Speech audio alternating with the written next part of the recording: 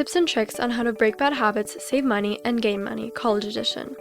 Tip number 1. Let's start by breaking bad habits. Do you spend $5 or more on coffee every day? Do you really need a venti iced chai latte with 2 pumps of caramel, light ice, and almond milk every single day? Or maybe it's that $10 that you spend on a lunch every day instead of spending an extra 5 minutes to make your own lunch in the morning. Is an extra $5 to $10 for an extra 5 minutes of sleep really worth it? Let's do the math. If you spend $5 a day every day you go to school, that adds up to $400 per semester.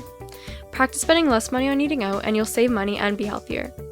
Tip number 2. Are you over 18 and wondering how you can maximize the money that you already have? Create a TFSA if you are in Canada or a Roth IRA if you are in America. These accounts are used to store your savings and use them as an investment over time through interest gains that are completely tax-free. Using the money you already have, set it aside and put it in a tax-free savings account and watch it grow. Who doesn't love free money? Tip number 3. My last tip, and arguably the most important, is a mentality that will help you save money and start spending responsibly. Start thinking of money as your time. Those $200 shoes are not only worth $200, they are worth 4 days of your time.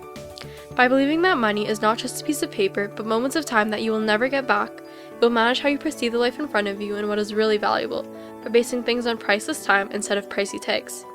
Time is literally money. Don't waste money, don't waste time. Thank you for watching, and I hope you gained a tip or two on how to save money, gain money, and live better.